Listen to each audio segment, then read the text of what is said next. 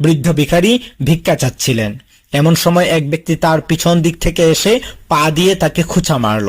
বৃদ্ধ ঘুরে তার দিকে তাকালে সে বলল, বড় পালানোর চিন্তা করছো নাকি? কখনো শুনেছ আন্দালুসিয়ার জিহাদি ময়দান থেকে কোন মুজাহিদ পালিয়ে গেছে? বৃদ্ধ বললেন, আমি পালিয়ে যেতে চাইলে তো? এখনো তোমার দেমাগ থেকে আন্দালুসিয়ার খোয়াব দূর হয়নি? লোকটি তাকে আরেকবার আঘাত করে বলল, তোমার খলিফাকে বলে দিও তার হুকুমত অতি সত্বর খতম হয়ে যাবে। বৃদ্ধ ভিখারি বললেন, মোহাম্মদ বিন কাসেমের হত্যাকারীকে আমার এই পয়গাম পৌঁছে দিও, আর তুমি আমাকে যে দুটি আঘাত করেছ তার জবাব কিয়ামতের দিন দেব। আঘাতকারী তাচ্ছিল্য ভরে কিছুক্ষণ তাকিয়ে থেকে চলে গেল। 97 হিজরি মোতাবেক 715 খ্রিস্টাব্দের কথা। প্রতি বছরের মতো এবছরও হজের মৌসুমে মক্কা শরীফে বিপুল সংখ্যক মানুষের সমাগম ঘটেছে। শহর ও শহরের আশপাশে অলিগলিতে, রাস্তাঘাটে, হাট বাজারে সর্বত্র শুধু মানুষ আর মানুষ, যেন সুদূর বিস্তৃত উপচপড়া এক জনসমুদ্র। এ বিশাল জনসমুদ্রের একটি বিশেষ বৈশিষ্ট্য হলো তাদের সকলের লেবাস এক। ডান বগলের নিচ দিয়ে, বাম কাঁধের উপর দিয়ে আড়াআড়িভাবে টাকনু পর্যন্ত নেমে আসা সফেদ চাদর, মুন্ডানো মাথা আর নাঙ্গা পা। তাদের সকলের দৃষ্টির লক্ষ্যবস্তু আর আশা আকাঙ্ক্ষার কেন্দ্রবিন্দু এক। তাদের অন্তর আর তাদের অন্তর্লোকের দীপাধার একমাত্র খানায়ে কাবা। তাদের লেবাস যেমন এক, তেমনি তাদের চিন্তা চেতনা ও ধর্ম বিশ্বাসও এক। তাদের মুখে লা ইলাহা ইল্লাল্লাহর গুঞ্জন ধ্বনি আর বুকে ঈমান সংরক্ষণের শপথ বাণী। তারা সকলেই হলেন হাজি, হজ আদায়ের উদ্দেশ্যে একত্রিত হয়েছেন। গোটা মক্কা শহর ছোট বড় তাঁবুতে ভরে গেছে। তাঁবুতে ঘেরা এই ঘন বসতিপূর্ণ এলাকায় নারী পুরুষ আছেন, ছোট ছোট ছেলে মেয়েও আছেন। এই বিপুল জনসমুদ্রের লেবাস এক, কিন্তু গায়ের রং ভিন্ন। তাদের মাঝে গৌরবর্ণের মানুষ যেমন আছে, তেমনি চাঁদহীন অন্ধকার রাতের ন্যায় কালো চেহারার মানুষও আছে। বাদামি রঙের মানুষ যেমন আছে, তেমনি গোলাপি চেহারার মানুষও আছে। আছে কমজোর ও দুর্বল মানুষ। সিপাহী আছে, আছেন সিপাহ সালার। মনিব আছেন, আছে গুলামও। মনে হচ্ছে সকলেই যেন একই গোত্রের মানুষ। তাদের চাল চলন এক, সরবে ও নীরবে তারা এক। তাদের বাচন ভঙ্গি এক। তারা কোনো এক মুলুক থেকে আসেননি, এসেছেন বিভিন্ন মুলুক থেকে।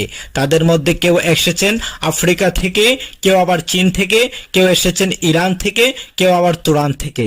মোট কথা, যেখানে ইসলামের নূর পৌঁছেছে, ইমানের আলো ফুটেছে, সেখান থেকে মুসলমানগণ হজ উপলক্ষে মক্কা শরীফে চলে এসেছেন। তারা একজন অন্যজনের ভাষা বুঝেন না ঠিকই, কিন্তু তাদের সকলের হৃদয় একই সুতার বাঁধনে বাঁধা। প্রত্যেকেই প্রত্যেককে হৃদয় দিয়ে অনুভব করেছেন। একজনের আবাসভূমি অন্যজনের আবাসভূমি থেকে যোজন মাইল দূর, কিন্তু তাদের হৃদয় ভূমির মাঝে নেই কোনো দূরত্ব। সকলের মাঝেই এমন সজ্জন ভাব যে কেউ কাউকে আজনবী মনে করেন না পরদেশী। সফেদ এহরাম পরিহিত এই বিশাল জনসমুদ্রের সকলের অনুভূতিও সফেদ। তাদের অবচেতন মনের অনুভূতি হলো এটাই তাদের প্রিয় ভূমি, এটাই তাদের জীবন সফরের আখেরি মঞ্জিল। আস্থা ও বিশ্বাসের পবিত্র অনুভূতি তাদের চেহারায় এক অভূতপূর্ব ঔজ্জ্বল্য এনে দিয়েছে। মক্কা শরীফের আকাশে বাতাসে মৃদুমন্দ ছন্দে সুরের ঝংকার তুলে সকলের মুখ থেকে বের হয়ে আসছে, লব্বাইক আল্লাহুম্মা লব্বাইক, লব্বাইক লা শারীকা লাক লব্বাইক, ইন্নাল হামদা ওয়ান নি'মাতা লাকা ওয়াল মুলক লা শারীকা লাক। মোহনীয় পবিত্র সুরের মূর্ছনায় চতুর্দিকে এক নৈসর্গিক পরিবেশের সৃষ্টি হয়েছে। রাজা বাদশাহদের গর্বিত মস্তকও বিনয়াবনত হয়ে পড়ছে। হৃদয়ের তন্ত্রিতে তন্ত্রিতে আল্লাহ প্রেমের ঝড় বয়ে যাচ্ছে। মনে হচ্ছে ভাষা বর্ণ উঁচু নিচুর বিভেদ ভুলে সকলেই যেন আল্লাহর রঙে নিজেকে রাঙিয়ে তুলছে। হজের আনুষ্ঠানিকতা শুরু হতে এখনো কয়েকদিন বাকি। দূর দরাজ থেকে এখনো হাজিগণ আসছেন। বিস্তৃত প্রান্তর জুড়ে তাঁবুর বসতি গড়ে উঠছে। দিন দিন উট আর দুম্বার আওয়াজ বেড়ে চলছে। এই বিশাল জনসমুদ্রের মাঝে কিছু লোক ইতস্তত বিক্ষিপ্ত হয়ে বসে আছে। তাদের একটি হাত সামনের দিকে প্রসারিত। কেউ কেউ তাদের সামনে এক খণ্ড কাপড় বিছিয়ে রেখেছে। কারো কারো হাত কাপড়ের থলির মধ্যে। তারা সকলেই ভিখারি। তাদের কেউ কেউ আবার অঙ্গহীন। তারা সকলেই মরু বেদুইন। হজের দিনগুলোতে তারা মক্কা শরীফ চলে আসে। ভালো আয় রোজগার করে হজ শেষ হলে চলে যায়। এই ভিখারিদের মাঝে একজন বৃদ্ধ ভিখারিও আছেন। এই ভিখারির মাঝে বিশেষ কোনো বৈশিষ্ট্য নেই, অন্যান্য ভিখারির মতো তার লেবাসও ছিন্ন ভিন্ন, হাত পায়ে ময়লা, চেহারা ধুলি ধূসরিত, দাড়িতে লেগে থাকা বালুকণা রোদের আলোতে চিকচিক করছে। অন্যান্য ভিখারি ও তার মাঝে পার্থক্য শুধু এতটুকু যে তিনি অত্যন্ত বৃদ্ধ ও কমজোর, বেশিক্ষণ দাঁড়িয়ে থাকা তার পক্ষে সম্ভব হয় না। চোখে পড়ার মতো আরেকটি বিষয় তার আছে, যে কারণে লোকেরা তার দিকে কিছুক্ষণ গভীর দৃষ্টিতে তাকিয়ে থাকে। তার পা বেড়ি দিয়ে বাঁধা, বুঝতে অসুবিধা হয় না যে তিনি একজন কয়েদি। বিশেষ অনুগ্রহে তাকে ভিক্ষাবৃত্তির অনুমতি দেওয়া হয়েছে। তুমি কয়েদি নাকি? প্রথম দিনই একজন হাজী সাহেব তাকে জিজ্ঞেস করলেন। বৃদ্ধ সম্মতিসূচক মাথা উপরে নিচে করলেন। তার চোখের দৃষ্টি ঝাপসা হয়ে এলো। তুমি কি চুরি করেছ? আরেকজন হাজী সাহেব জানতে চাইলেন। চুরি করলে তো আমার হাত কেটে দেওয়া হতো। বৃদ্ধ তার বলিষ্ঠ দুটি বাহু সামনের দিকে প্রসারিত করে উত্তর দিলেন। কোনো মেয়ে লোকের সাথে ধরা পড়েছিল নাকি? অন্য আরেকজন হাজী সাহেব জিজ্ঞেস করলেন। তাহলে তো আমি জিন্দা থাকতাম না, বৃদ্ধ কাঁপা কাঁপা আওয়াজে বললেন। তাহলে তো আমাকে পাথর ছুঁড়ে মেরে ফেলা হতো। তাহলে কি অন্যায় করেছো তুমি? প্রথমজন জানতে চাইলেন। ভাগ্য আমার সাথে প্রতারণা করেছে, বৃদ্ধ উত্তর দিলেন। অপরাধীদের ভাগ্য এমনই প্রতারণা করে থাকে। দ্বিতীয়জন ফোড়ন কেটে বললেন। বৃদ্ধ ভিখারির দৃষ্টি মুহূর্তের জন্য ঝলসে উঠল। তিনি তার আশপাশে দাঁড়ানো লোকগুলোর দিকে উদাস চোখে তাকিয়ে রইলেন। অপরাধী তার অপরাধের কথা কখনো স্বীকার করে না। তৃতীয়জন দার্শনিকের ন্যায় মন্তব্য করলেন। আমার অপরাধ হলো খলিফা ওয়ালিদ বিন আব্দুল মালিক ইন্তেকাল করেছেন, বৃদ্ধ ভিখারি বললেন। আর তার স্থানে তার ভাই সুলাইমান বিন আব্দুল মালিক খলিফা নিযুক্ত হয়েছেন। দামেস্কের কয়েদখানায় গিয়ে দেখো, আমার মতো বহু কয়েদি বিনা অপরাধে সেখানে শাস্তি ভোগ করছে। অন্য একজন হাজী বললেন, তুমি কে? তোমার নাম কি? কোন কবিলার সাথে তোমার সম্পর্ক? আমার কোনো নাম নেই, বৃদ্ধ ভিখারি বললেন। কেবলমাত্র আল্লাহ তাআলার নামই অবশিষ্ট থাকবে। তিনি আকাশের দিকে তাকিয়ে আবারও বললেন, কেবলমাত্র আল্লাহর নামই অবশিষ্ট থাকবে। যদি কিছু দাও তাহলে আল্লাহকে দেবে। আল্লাহ তোমাদের হজ কবুল করবেন। আমি আমার অপরাধের কথা বলতে পারবো না। যদি বলি তাহলে সেটাও আমার অপরাধ হবে। ওয়াতু ইসু মান তাশাউ ওয়াতু সিল্লু মান তাশা। তিনি যাকে ইচ্ছা ইজ্জত দান করেন, যাকে ইচ্ছা বেইজ্জত করেন। হাজীগণ কিছু পয়সা নিক্ষেপ করে চলে গেলেন। বৃদ্ধ ভিখারি তার পায়ে বাঁধা বেড়ি কাপড় দিয়ে ঢেকে দিলেন। এই বেড়ি দেখে মানুষের মনে যে প্রশ্নের সৃষ্টি হয় তার উত্তর তার জানা আছে, কিন্তু সেই উত্তর দেওয়ার সাহস তার নেই। তিনি খলিফা সুলাইমান বিন আব্দুল মালিকের সাথে দামেস্ক থেকে এসেছেন। খলিফার কাফেলার সাথে তাকে নিয়ে আসা হয়েছে। তার শাস্তি এটাই নির্ধারিত হয়েছে যে তিনি মক্কা এসে ভিক্ষা চাইবেন। তিনি হাত প্রসারিত করে চুপচাপ বসে থাকতেন। হাজীগণ তাকে বয়োবৃদ্ধ মনে করে অন্যদের তুলনায় সামান্য বেশি দান করতেন, কিন্তু তিনি তাতে খুশি হতে পারতেন না। এশার নামাজের পর হাজীগণ নিজ নিজ তাঁবুতে চলে গেলে তিনি উঠে সামান্য খাদ্য কিনে খেয়ে নিতেন। তারপর সারাদিনের সঞ্চয় গুনতে বসতেন। গোনা শেষ হলে তার মন দমে যেত।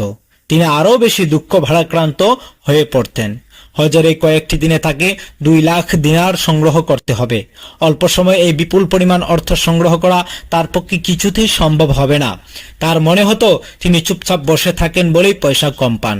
অগত্যা তিনি পয়সা চাইতে শুরু করলেন, কিন্তু অন্যান্য ভিখারিদের মতো দরদ মেশানো আওয়াজে ভিক্ষা চাইতে পারতেন না। তাদের মতো ক্ষুধার্ত শিশু সন্তানের নাম করে কাঁদতে পারতেন না।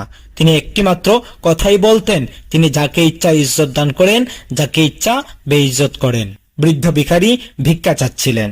এমন সময় এক ব্যক্তি তার পিছন দিক থেকে এসে পা দিয়ে তাকে খুঁচা মারল। বৃদ্ধ ঘুরে তার দিকে তাকালে সে বলল, বড় পালানোর চিন্তা করছো নাকি? কখনো শুনেছ আন্দালুসিয়ার জিহাদি ময়দান থেকে কোন মুজাহিদ পালিয়ে গেছে? বৃদ্ধ বললেন, আমি পালিয়ে যেতে চাইলে তো? এখনো তোমার দেমাগ থেকে আন্দালুসিয়ার খোয়াব দূর হয়নি? লোকটি তাকে আরেকবার আঘাত করে বলল, তোমার খলিফাকে বলে দিও তার হুকুমত অতি সত্বর খতম হয়ে যাবে। বৃদ্ধ ভিখারি বললেন, মোহাম্মদ বিন কাসেমের হত্যাকারীকে আমার এই পয়গাম পৌঁছে দিও, আর তুমি আমাকে যে 2টি আঘাত করেছ তার জবাব কিয়ামতের দিন দেব। আঘাতকারী তাচ্ছিল্য ভরে কিছুক্ষণ তাকিয়ে থেকে চলে গেল। আরেক দিনের ঘটনা। আফ্রিকা থেকে আগত 2জন হাজী সাহেব বৃদ্ধ ভিখারির সামন দিয়ে হেঁটে যাচ্ছিলেন। বৃদ্ধ বলছিলেন, আল্লাহ যাকে চান ইজ্জত দান করেন, যাকে চান বেইজ্জত করেন। এই বৃদ্ধকে তো বুদ্ধিমান মনে হচ্ছে। একজন আফ্রিকান বললেন, হ্যাঁ, অন্যান্য ভিখারিদের মতো নিজের অক্ষমতার কথা বলে না, নাকি কান্না কাঁদে না। দ্বিতীয়জন বললেন, উভয়ে নিজ নিজ থলিতে হাত ঢুকিয়ে পয়সা বের করে আনলেন। ভিখারি মাটিতে বসে মুখ উঁচু করে তাদের দেখছিলেন। এক আফ্রিকান তাকে পয়সা দিতে গিয়ে চমকে উঠলেন। তিনি ভিখারির সামনে বসে পড়লেন। বৃদ্ধ ভিখারির চিবুক ছুঁয়ে চেহারা উঁচু করে ধরে জিজ্ঞেস করলেন, আপনার নাম কি? আমার কোনো নাম নেই, বৃদ্ধ বললেন। আমি আল্লাহ তাআলার এই ফরমানের বাস্তব নিদর্শন। তিনি যাকে চান ইজ্জত দান করেন, যাকে চান বেইজ্জত করেন। আফ্রিকান আশ্চর্য হয়ে বলে উঠলেন, আল্লাহর কসম, আপনি মুসা বিন নুসাইর, আফ্রিকার সম্মানিত আমির। আন্দালুসিয়ার বিজেতা মুসা বিন নুসাইর, স্পেনের বিজেতা মুসা বিন নুসাইর। দ্বিতীয়জন বিস্মিত হয়ে বললেন। বৃদ্ধ ভিখারির চোখ থেকে অশ্রুধারা নেমে এলো। কোন অপরাধের শাস্তি আপনি ভোগ করছেন? প্রথমজন জানতে চাইলেন। কিছু না, বৃদ্ধ আসমানের দিকে ইশারা করে বললেন। তিনি আবেগে ভারাক্রান্ত হয়ে পড়েছিলেন। আমরা শুনেছিলাম আপনি খলিফার রোশানলে পড়েছেন। দ্বিতীয়জন বললেন, আমরা তো কখনো কল্পনাও করতে পারিনি যে আপনি ভিখারি হয়ে গেছেন। প্রথমজন বললেন, আমাকে ভিখারি বানানো হয়েছে। মুসা বিন নুসাইর তার পায়ের উপর থেকে কাপড় সরিয়ে দিয়ে বললেন, আমি খলিফার কয়েদি। দামেস্কের সেই কয়েদখানায় আমি ছিলাম, যেখানে খলিফা সিন্ধু বিজেতা তথা ভারত বিজেতা মোহাম্মদ বিন কাসিমকে নির্যাতন করে হত্যা করেছেন। খলিফা সুলাইমান হজ আদায়ের জন্য মক্কা শরীফ এসেছেন। আমাকেও সাথে করে নিয়ে এসেছেন, ভিক্ষা করে আমি যেন তাকে 2 লাখ দিনার আদায় করে দেই। অন্যথায় এমনিভাবে পায়ে বেড়ি বাঁধা অবস্থায় আমাকে আজীবন ভিক্ষা চাইতে হবে। 2 লাখ দিনার? প্রথমজন আশ্চর্য হয়ে জিজ্ঞেস করলেন, এটাকে আন্দালুসিয়া বিজয়ের জরিমানা স্বরূপ আদায় করতে হবে? এ প্রশ্নের উত্তরের জন্য দীর্ঘ সময়ের প্রয়োজন ছিল। সম্ভবত মুসা বিন নুসাইরের দীর্ঘ সময় কথা বলার মতো হিম্মত ছিল না, কিংবা তিনি এই প্রশ্নের উত্তর দিতে চাচ্ছিলেন না। তিনি প্রশ্নকারীর চেহারার প্রতি এক মুহূর্ত চেয়ে থেকে এমন ভঙ্গিতে মাথা ঝুঁকিয়ে দিলেন যেন তার ঘুম পেয়েছে। তার বয়স প্রায় 80 বছর হয়েছিল। তার জিন্দেগির 60টি বসন্ত অতিবাহিত হয়ে গেছে জিহাদের ময়দানে ঘোড়ার পিঠে শাহসওয়ারি করে। কয়েকটি যুদ্ধে তিনি বেশ জখমি হয়েছিলেন। তার শরীরের এমন কোনো স্থান নেই যেখানে জখমের কোনো চিহ্ন নেই। তার ক্ষতবিক্ষত শরীর ছিল একটি চলমান ইতিহাস। সেই ইতিহাস ইসলামের গৌরবের ইতিহাস। জ্ঞানে গুণে বিদ্যা বুদ্ধিতে তার অবস্থান ছিল অনেক ঊর্ধ্বে। এ 2 আগন্তুক ছিলেন আফ্রিকান জাতিতে। তারা ছিলেন বারবার দক্ষিণ আফ্রিকার অধিবাসী। আজ জুলুম ও নির্যাতনের চরম অবস্থা বোঝানোর জন্য যে বর্বর শব্দ ব্যবহার করা হয়, তাও এই বারবার জাতির প্রতি ইঙ্গিত করেই বলা হয়। তারা যুদ্ধ বিগ্রহ, ঝগড়া বিবাদ, হিংসা হানাহানি আর লুট তরাজের জন্য ছিল প্রসিদ্ধ। যুদ্ধনীতি সম্পর্কে তাদের তেমন কোনো ধারণা ছিল না, কিন্তু তাদের দুঃসাহস আর হিংস্রতা শক্তিশালী দুশ্মনকেও ভীত সন্ত্রস্ত করে তুলত। মোট কথা, তারা ছিল হিংস্র ও জিঘাংসা পরায়ণ এক জাতি। তারা কয়েকবারই শত্রুর হাতে পরাজিত হয়েছিল, কিন্তু কোনো শক্তি তাদেরকে বেশি দিন দাবিয়ে রাখতে পারেনি। অবশেষে আরব মুজাহিদগণ তাদের দেশ আক্রমণ করেন। এই মুজাহিদ লস্করের সিপাহ সালার ছিলেন উতবাহ বিন নাফে ফেহরি। দীর্ঘ রক্তক্ষয়ী যুদ্ধের পর তিনি এই বারবারদের উপর বিজয় লাভ করতে সক্ষম হন। বারবার জাতি কিছুদিন পর্যন্ত পরাজয় মেনে না নিয়ে লড়াই করতে থাকে। তারা অপরিকল্পিতভাবে আক্রমণ চালিয়ে যেতে থাকে। আরব সিপাহ সালারগণ তাদেরকে বাহুবলে দাবিয়ে রাখার পরিবর্তে ইসলামের সমাহান শিক্ষার মাধ্যমে বশীভূত করে ফেলেন। বারবারদের নিজস্ব একটি ধর্ম ছিল, কিন্তু তার কোনো ভিত্তি ছিল না। বিজয়ী মুসলমানগণ তাদের সামনে ইসলামের সৌন্দর্য তুলে ধরলে তারা দ্রুত ইসলাম ধর্ম গ্রহণ করে নেয়। তাদেরকে ফৌজ ও প্রশাসনের বড় বড় পদে নিয়োগ দেওয়া হয়। তাদের উপর বিভিন্ন যুদ্ধ পরিচালনার দায়িত্ব অর্পণ করা হয়। ফলে তাদের মাঝে শৃঙ্খলাবোধ জন্ম নেয় এবং অল্প সময়ের মধ্যে তারা ইসলামের পক্ষে এক বিশাল সামরিক শক্তিরূপে আত্মপ্রকাশ করে। মুসা বিন নুসাইর যখন আফ্রিকার আমির ছিলেন, তখন তিনি বারবারদের বিদ্রোহের সর্বশেষ স্ফুলিঙ্গকে নির্বাপিত করে দেন। যে মুসা বিন নুসাইর যুদ্ধের ময়দানে কাফেরদের জন্য ছিলেন আপাদমস্তক গজব, সে মুসাই বিদ্রোহী বারবারদের জন্য ছিলেন রেশমের চেয়েও কোমল আর মধুর চেয়েও মিষ্ট। মূলত তার এই বন্ধুসুলভ আচরণই সমগ্র বারবার জাতি, বিশেষ করে বারবার সর্দারদেরকে ইসলামের প্রতি আনুগত্য স্বীকার করতে বাধ্য করে। তাদেরকে ইসলামের জন্য জীবন উৎসর্গকারী বানিয়ে দেয়।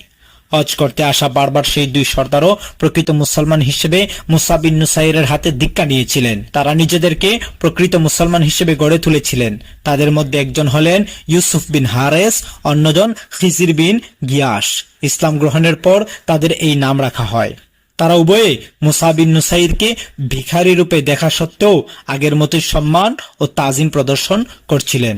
আফ্রিকার সম্মানিত আমির ইউসুফ বিন হারেস বললেন, আপনি বলুন, আমরা আপনার কি মদত করতে পারি? কিছুই না, মুসা বিন নুসাইর বললেন। নিশ্চয় আল্লাহ আমাকে আমার কোনো গুনাহের শাস্তি দিচ্ছেন।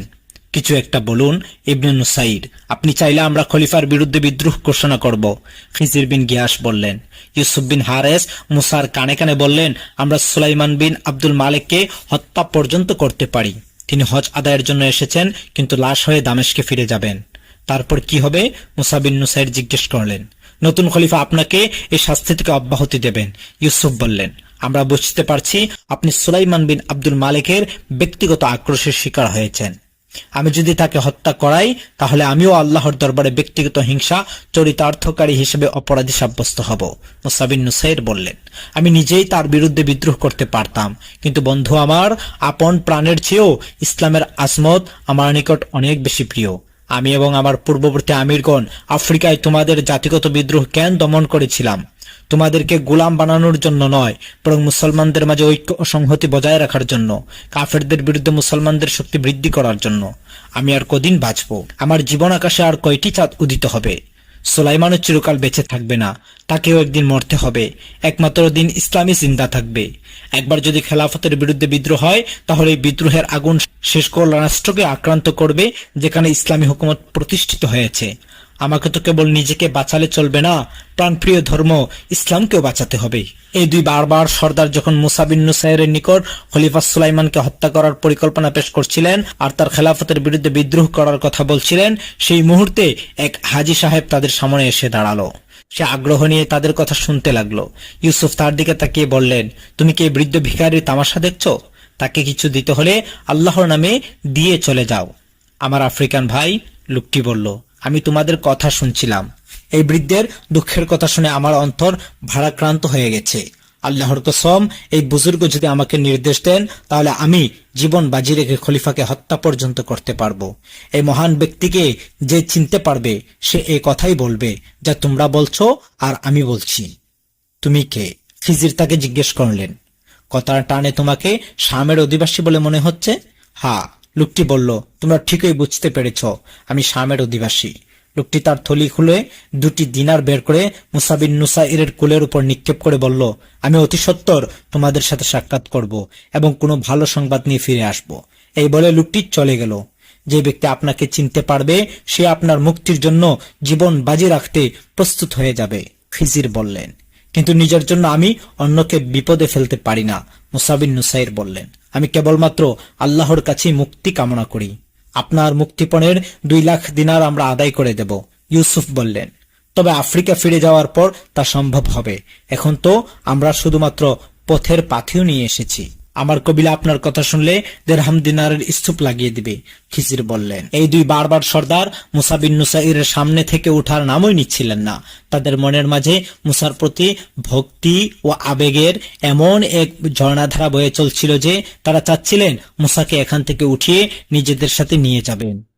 তোমরা চলে যাও, মুসা বিন নুসাইর তাদেরকে বললেন। আমি খলিফার কয়েদি, তিনি আমাকে এখানে বসিয়ে রেখে ভুলে যাননি। অবশ্যই লোক পাঠিয়ে আমার উপর নজরদারি করছেন। তিনি ভালো করেই জানেন আমি যাদের আমির ছিলাম তাদের নিকট আমার মান সম্মান নিঃশেষ হয়ে যায়নি। তারা আমাকে এই জিল্লতির মাঝে দেখে ক্ষিপ্ত হয়ে যে কোনো প্রকারের আঘাত হেনে বসতে পারে। কথা শেষ করে উভয় সর্দার যখন উঠে দাঁড়াচ্ছিলেন, তখন 4-5 জন সিপাহী নাঙ্গা তরবারি নিয়ে তাদেরকে ঘিরে ফেলল। সিপাহীদের একজন বলল, খলিফা তোমাদের দুজনকে তলব করছে। পরবর্তী ঘটনা কি হয়েছিল, এই পর্বটি দেখার জন্য আমাদের চ্যানেলে চোখ রাখুন। আসসালামু আলাইকুম রহমতুল্লাহ।